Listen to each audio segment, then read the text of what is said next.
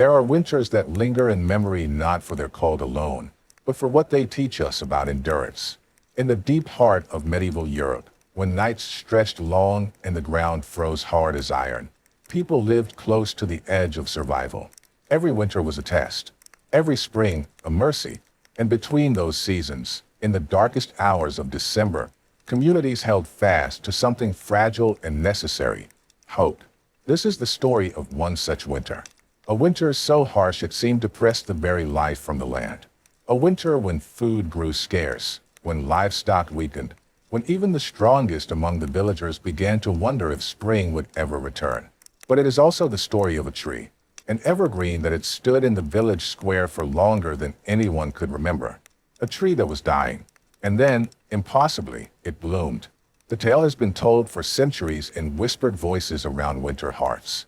It belongs to that collection of small miracles that medieval people carried with them through the long, cold months. Stories that reminded them that light returns, that life persists, that even in the deepest freeze, something green and growing might yet survive.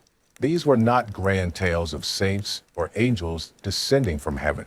They were quieter than that, more intimate. They were stories of ordinary people witnessing small wonders, moments when the natural world seemed to offer comfort precisely when it was needed most. In medieval Europe, such stories were essential. They were not mere entertainment or superstition, though scholars of later ages might dismiss them as such. They were survival tools, as necessary as bread and firewood. When winter pressed down with all its weight, when the darkness seemed endless, when children cried from hunger and the elderly grew silent with cold, these stories reminded people that hardship was not permanent, that seasons turned, that life, stubborn and resilient, always found a way to return. This particular legend speaks of hope, resilience, renewal, and the power of community to endure together what none could face alone. It speaks of a Christmas morning when something impossible happened, and in that impossibility, an entire village found the strength to continue. So let us return to that time, to that place. Let us stand in that village square on a bitter Christmas Eve, our breath frosting in the air, and watch as a dying tree prepares to teach an entire village what it means to hope again. The village itself was small, perhaps 50 families in all, clustered together in timber and stone houses with thatched roofs heavy with snow. It sat in a shallow valley, surrounded by dark forests of oak and beech and pine, forests that in summer provided game and mushrooms and firewood, but in winter became walls of silence, impassable and forbidding. The nearest town was 2 days' ride away in good weather. In winter, the village was alone. The houses huddled close to one another as if for warmth. Smoke rose from every chimney, thin gray ribbons that dissolved into the heavy white sky. The streets, if you could call them that, were narrow paths of packed snow and ice, worn smooth by the passage of feet and the occasional sled. Children had long since stopped playing outside. The cold was too severe, the wind too biting. Instead, families gathered around their hearths, rationing firewood, rationing food, rationing even their hope. At the center of it all was the square, a modest open space where the well stood, where merchants gathered in warmer months, where children played and villagers met to share news and laughter. And in that square, ancient and enormous, stood the Evergreen. No one knew exactly how old it was. The oldest villagers, those who remembered their grandparents' stories, said it had been there since before the church was built, and the church was old enough to have witnessed the passing of many generations. The tree was a guardian of sorts, a landmark, a living monument. Its thick trunk required 3 men with outstretched arms to encircle it. Its branches reached outward and upward in elegant sweeping curves, and in every season but this one, they had been thick with deep green needles that never fell, never faded. That was what made it special. In a world where everything died and returned, the evergreen stood constant. While the oaks dropped their leaves and stood bare and skeletal against winter skies, while flowers withered and grasses turned brown, the evergreen remained. Green through summer heat and autumn chill and winter frost. Always green, always alive. It was a symbol, though perhaps no one spoke of it quite so plainly. It represented continuity, endurance, the promise that some things do not yield to the seasons, that some part of the world remains steady while everything else changes. Children grew up beneath its shade. Couples met beneath its boughs.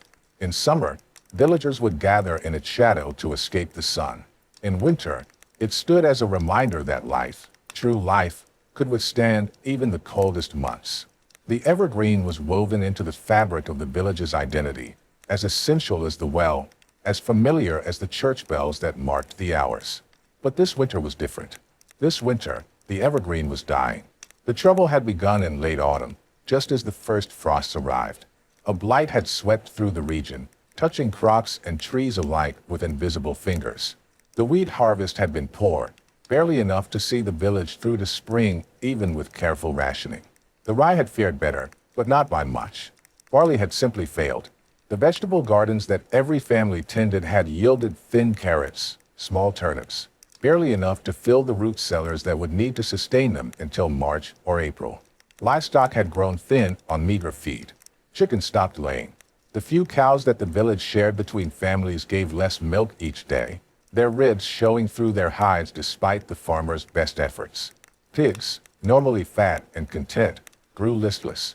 Even the dogs seemed to sense that something was wrong, their usual energy replaced by a quiet weariness. And the evergreen, for the first time in living memory, began to die. It started with the needles. They lost their deep green color first, fading to a dull grayish hue, then to brown. They became brittle, snapping at the slightest touch, falling in small showers whenever the wind blew. The branches themselves seemed to sag, as if the tree had grown weary of standing. By the time December arrived, the evergreen looked nothing like its name suggested. It looked like every other dying thing in that hard winter. Bare in places, brown where it should have been green, silent and still. The villagers noticed, of course. How could they not? The tree stood at the very center of their world, and its transformation was impossible to ignore. At first, there was concern. The blacksmith examined the trunk for signs of rot or insect damage. The village elder, a woman named Gisela who knew more about plants and herbs than anyone else, inspected the bark and soil around the roots.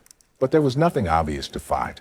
No beetles, no fungus, no clear explanation for why a tree that had stood for generations was suddenly failing. As the weeks passed and the tree continued to decline, concern turned to something else. Something quieter and more troubling. Fear. People did not speak of it openly, but you could see it in their faces when they passed the tree.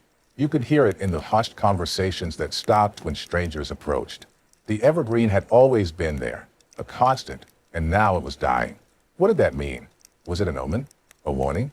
Some of the older villagers remembered stories their grandparents had told, tales of years when trees died, without reason, and famine followed. Others simply felt an instinctive dread, the sense that if even the evergreen could not survive this winter, what hope did they have?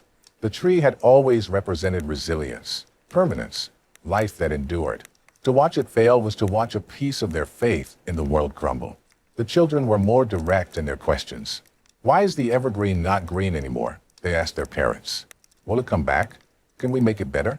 The adults had no good answers. They could only pull their children close and promise that spring would come eventually, that all hard things pass in time, though in their hearts they wondered if they believed it themselves. One child, a girl of perhaps 7 years named Anna, asked her grandmother why the tree was called an evergreen if it could die like everything else. The grandmother, her face lined with age and worry, had no answer at first.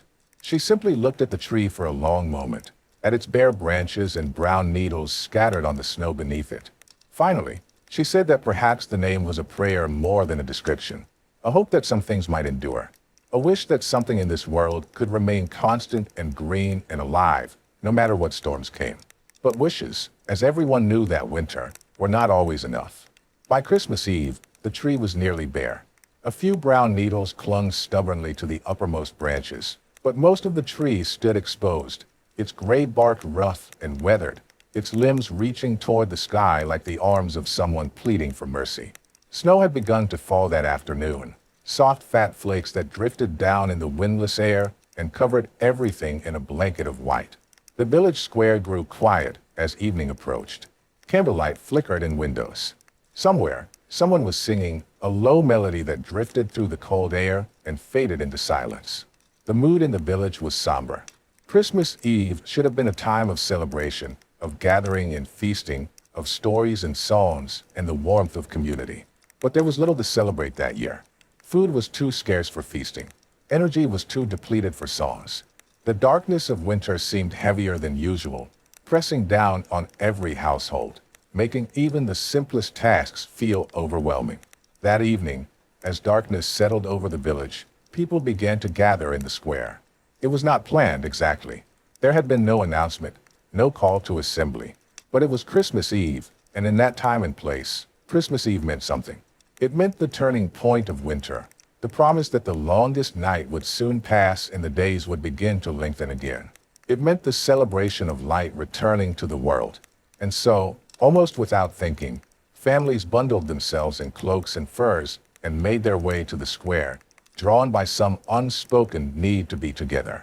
They formed a loose circle around the dying tree, perhaps 40 or 50 people in all. Mothers held infants wrapped in layers of wool. Fathers stood with their arms around their older children. The elderly leaned on walking sticks, their breath visible in the frigid air. Everyone was quiet at first, simply standing together, finding comfort in proximity, if nothing else. Then old Gisela stepped forward. She moved slowly, carefully, her bones aching with age and cold, but there was a dignity in her bearing that commanded respect. She reached out and placed one weathered hand on the trunk of the dying tree, and the gesture seemed to break something open in the gathering. Others stepped forward too, reaching out to touch the bark, to lay their hands on the branches, to connect with this tree that had been such a constant presence in their lives. Someone began to pray. The words were simple, direct. A prayer for warmth, a prayer for spring, a prayer for survival.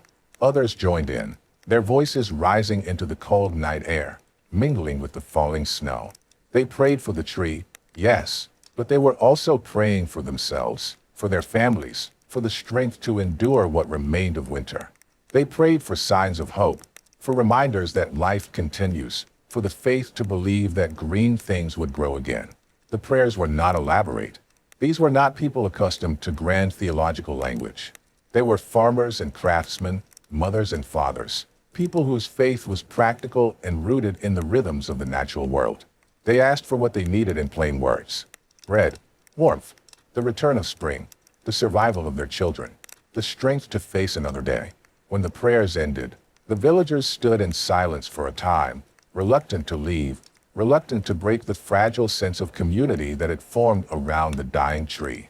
Finally, as the snow grew heavier and the cold more biting, they began to disperse, returning to their homes, to their hearts, to whatever small comforts they could find. The tree stood alone again in the empty square, its bare branches dark against the white snow, a monument to loss, to endings, to the frailty of even the strongest things. No one expected what would come with the morning. Christmas morning arrived quietly. The snow had stopped falling sometime in the night, and the world lay wrapped in a profound stillness. The sky was that particular shade of pale blue that comes only on the coldest winter mornings, cloudless and clear, the air so frigid it seemed to crystallize sound. Smoke rose from chimneys in perfect vertical lines, undisturbed by any breeze. The village was silent except for the occasional creak of timber as houses settled in the cold and the muffled sound of someone breaking ice from a water barrel. The first person to notice was Thomas, the baker, who rose before dawn every day to prepare bread for the village. Even in this lean winter, he worked with what little flour remained, stretching it as far as he could, baking small loaves that were more air than substance, but still provided some comfort. He stepped out of his bakehouse into the frigid morning air, intending to fetch water from the well in the square, and stopped so suddenly he nearly dropped his bucket. The tree had changed. At first, he thought he must be seeing things, that the pre-dawn darkness was playing tricks on his tired eyes. He blinked, rubbed his face with one rough hand, looked again. No, it was real. The dying evergreen, the tree that had stood bare and brown and lifeless just hours before, was now covered in flowers. They were small blooms, each no larger than a coin, clustered along the branches in impossible profusion. White petals, pure as fresh snow, with centers that seemed to glow faintly in the dim light. They covered the tree from its lowest branches to its highest reaches, thousands upon thousands of them, transforming the dead tree into something that looked like it belonged in a spring garden, not a frozen December square. Thomas stood frozen, his mouth open, unable to fully comprehend what he was seeing. Frost had formed on the petals during the night, and now, as the first rays of sunlight broke over the rooftops, the frost caught the light and sparkled like thousands of tiny diamonds. The effect was ethereal, otherworldly, as if the tree had been touched by something beyond the natural world.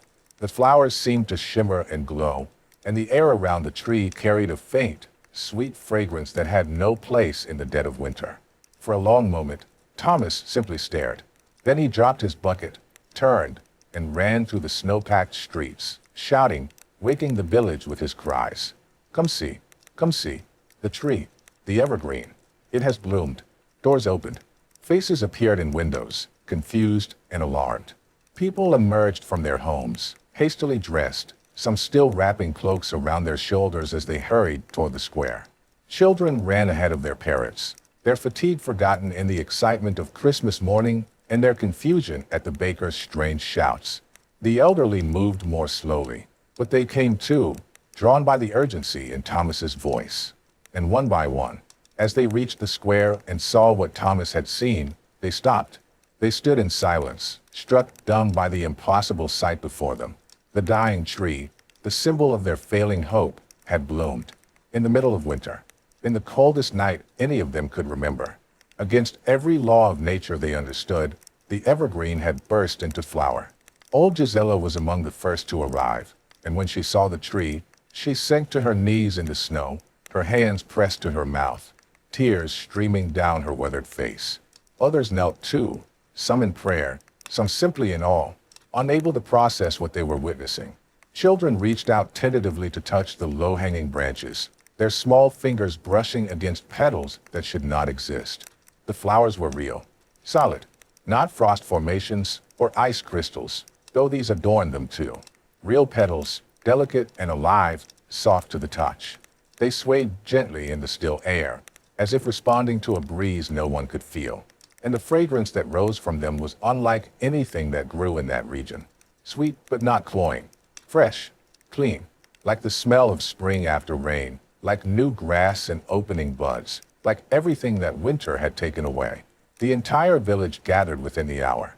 Every man, woman, and child stood in that square, forming a ring around the transformed tree, and for a long time, no one spoke. They simply looked. They breathed in the impossible fragrance. They watched the way the morning light played across the white petals, the way the frost sparkled and melted in the growing warmth of the sun, the way the flowers seemed to pulse with a gentle, quiet vitality. Finally, someone whispered, "It's a sign," and that simple statement opened the floodgates. People began to talk, their voices overlapping, excited and awed and confused. "It's a miracle," some said, "a blessing, a divine message." Others were more cautious, wondering if there might be some natural explanation, though no one could think of what it might be. Trees did not bloom in December. Certainly not trees that had been dying just hours before.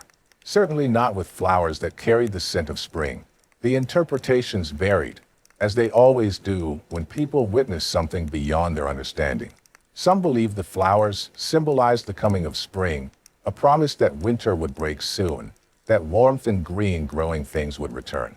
Others saw it as a more spiritual sign, a reminder that life endures even in the coldest seasons, that hope persists even when everything seems lost. A few of the more practical-minded villagers wondered if the tree had somehow found a reserve of strength, a final burst of energy before death, though this explanation satisfied no one. Dead things do not bloom. But regardless of interpretation, everyone felt the same fundamental shift. Something had changed. The oppressive weight of winter seemed lighter somehow. The fear that had settled over the village like a second layer of snow had lifted. In its place was something fragile but real: hope. Anna, the girl who had asked her grandmother about the evergreen's name, stood close to the tree, her small hand resting on the trunk. She looked up at the flowers with wide eyes and said, "It remembered how to be green." Her grandmother, standing beside her, smiled through her tears and nodded. "Yes," she said, "it remembered. Or perhaps it never forgot. Perhaps it was simply waiting for the right moment to show us that it was still alive, still fighting, still here. In the days that followed Christmas morning, the blooming evergreen became the heart of the village in a way it had never been before. People visited it throughout the day and into the evening, standing in its presence, drawing comfort from its impossible flowers.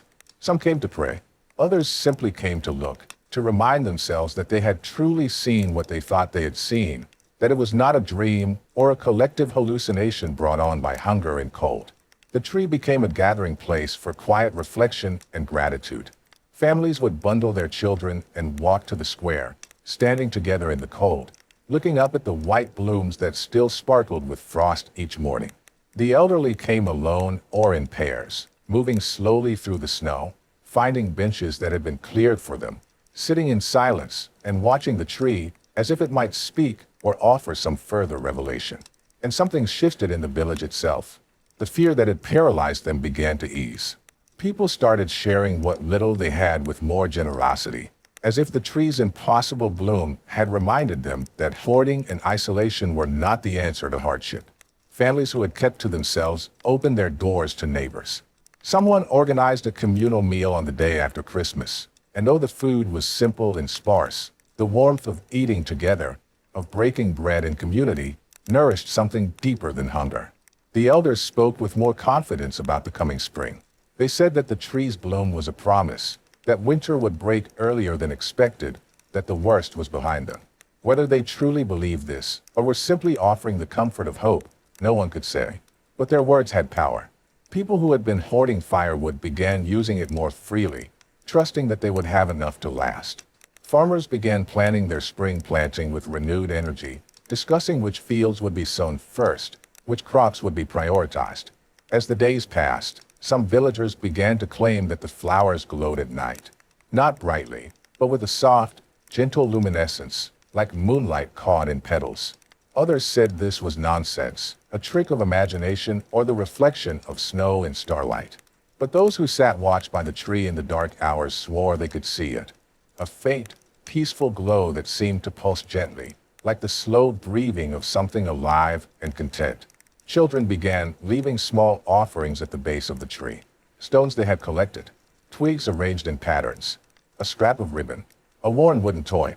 They were not sure why they did this, only that it felt right, that the tree deserved some acknowledgement for what it had done. The adults smiled at these gifts and let them remain, understanding that the children were expressing in their own way what everyone felt: gratitude, wonder, a tentative, growing joy.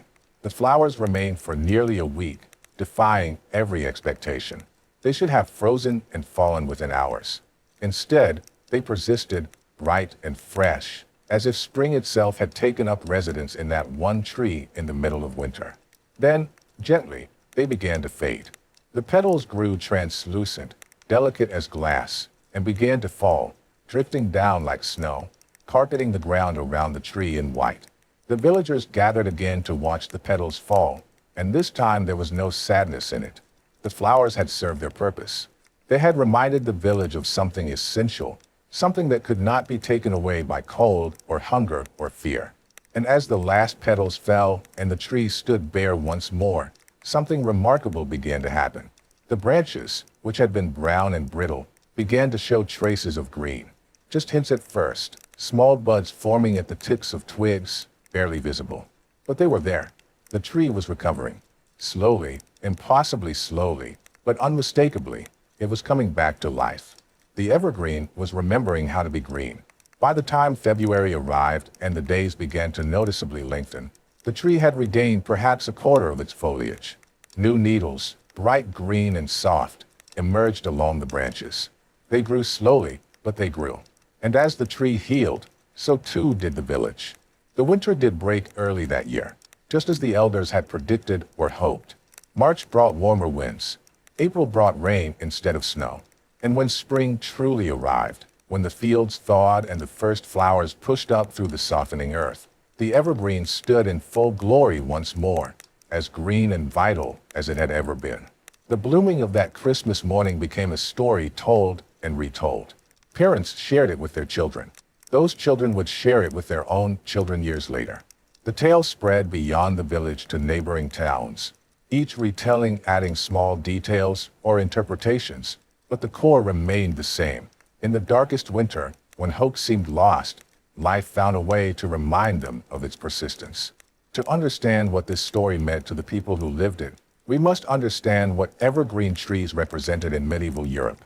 These were not merely decorative plants or practical sources of timber.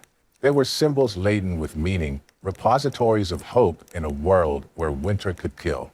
In a landscape where most trees stood bare and dormant for half the year, evergreens were miraculous. They remained green when everything else had surrendered to cold. They stayed alive when the world around them seemed dead. This constancy made them sacred to many cultures long before Christianity arrived in Northern Europe. They represented eternal life, continuity, the promise that death was not final, that what appeared to be ending was merely transforming, waiting to return. When Christianity spread through Europe, these existing associations were embraced and reinterpreted. The evergreen became a symbol of eternal life through faith, of hope that transcends earthly seasons. Churches would bring evergreen boughs inside during winter, adorning altars and doorways, creating small islands of green life in the midst of cold stone. The practice of decorating evergreen trees for Christmas grew from these older traditions, a way of bringing the promise of continuity and renewal into the home during the darkest season. But symbols are only as powerful as the need they address. And in medieval Europe, that need was profound. Winter was not a season of inconvenience, but of genuine threat. Food stores dwindled. Cold crept through even the best-built walls. Illness spread in crowded, poorly ventilated homes. The elderly and the very young were most vulnerable, but no one was truly safe. Every winter, some families lost members. Every spring was a resurrection of sorts, a collective emergence from danger. In this context, the story of a tree blooming in winter becomes more than a charming fairy tale. It becomes a lifeline. It says, even when all seems lost, even when the symbol of your hope appears to be dying, renewal is possible. Not just in some distant future, but now. Not just in theory, but in visible, tangible form. Flowers blooming against snow. Life asserting itself in the very teeth of death. This is how people survived the emotional hardship of medieval winters. Not through denial or stoicism alone, though both had their place, but through stories that acknowledged their fear while offering hope. Through legends that said, yes, things are hard. Yes, the winter is cruel. Yes, you are afraid. And yes, there is reason to continue. There is reason to believe that spring will come. There is reason to trust that life, in all its stubborn persistence, will find a way. The miracle stories of medieval Europe were not about escaping reality, but about finding meaning within it. They took the actual experiences of people, hunger, cold, loss, fear, and placed them in narratives where those experiences were not the end of the story, where suffering had purpose, where endurance was rewarded, where small signs of hope could transform entire communities. Modern readers might dismiss such stories as superstition or wishful thinking, but to do so misses something essential about the human need for narrative, for meaning-making, for hope that takes form in tangible images. We still do this today, though our stories and symbols have changed. We still look for signs that our struggles have meaning. We still seek reassurance that hard seasons will pass. We still need to believe that life, in all its forms, is more resilient than the forces that threaten it. The evergreen that bloomed in winter speaks to something universal and timeless. It speaks to the part of us that endures when endurance seems impossible. The part that finds reasons to continue when logic suggests surrender. The part that looks for light in darkness and finds it, not through some grand miracle from above, but through the small, quiet assertions of life that persist all around us if we have eyes to see them. These stories were passed down through generations not because they were factually accurate, but because they were emotionally true. They captured something real about human experience, about resilience, about the relationship between hope and survival. A grandmother telling her grandchild about the evergreen that bloomed was not just sharing a quaint legend. She was passing on a tool for survival. She was saying, when your own winter comes, and it will come, remember this. Remember that life finds ways to persist. Remember that hope is not foolish. Remember that blooming is possible even in the coldest season. And so the tree stands still in that village square, though the village itself has long since vanished. reclaimed by forests and time. But the story remains, passed down through centuries, adapted and retold, finding new audiences in new ages who carry their own winters, who face their own fears, who seek their own reasons to hope. Picture it now, if you will. That Christmas morning, the snow lying deep and pristine, the air cold enough to sting. The village gathered in wonder around a tree that had remembered how to bloom. See the white flowers catching the light. See the frost sparkling on petals that should not exist. See the faces of people who had forgotten how to hope, now remembering. See the children reaching out with gentle fingers to touch something impossible. See the elderly weeping with relief and joy. This is what the story offers us across the centuries. Not proof of miracles in some theological sense, not evidence of divine intervention or supernatural events, but something more subtle and perhaps more powerful, a reminder that life is resilient in ways we cannot always predict or understand, that hope is not naive but essential, that community can sustain us through hardship, that even when our symbols of strength appear to fail, they may yet surprise us. The evergreen bloomed in winter. This simple fact, whether literal or legendary, contains worlds of meaning.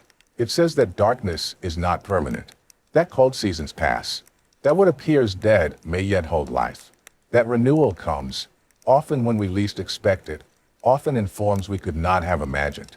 In our own winters, whatever form they take, we can remember this tree. We can remember the impossible flowers blooming against snow. We can remember that hope is not about denying difficulty, but about trusting that difficulty is not the final word. We can remember that life, in all its stubborn persistence, in all its quiet miracles, continues to assert itself against the cold. The story does not promise that winter will not come. It does not suggest that hardship can be avoided or that struggle is merely illusion. It offers something more honest and more helpful, the assurance that winter, no matter how harsh, is still a season, that it will pass, that life waits beneath the frozen ground, that green things will grow again, that even in the darkest night, even in the coldest season, even when hope seems most foolish, it is still worth holding on. It is still worth looking for signs of life. It is still worth believing that blooming is possible. The evergreen stands in its square, quiet and patient, bearing witness to the turning of seasons, to the passage of generations, to the eternal cycle of death and renewal. And somewhere in winter's heart, it remembers. It remembers how to be green. It remembers how to bloom. And in remembering, it teaches us to remember too. Light returns. Life persists. Hope endures. And sometimes, when we need it most, impossible flowers bloom against the snow. If this story touched something in you, if it reminded you of your own winters or your own impossible blooms, we would love to hear from you. Share with us in the comments. Where are you watching from? What country or state? And have you ever experienced your own miracle moment? Not literally, of course, but a time when hope returned just when you needed it most, when something you thought was lost found a way to bloom again. Your stories, like the legend of the evergreen, remind all of us that we are not alone in our winters, and that spring, in whatever form it takes, always finds a way to return.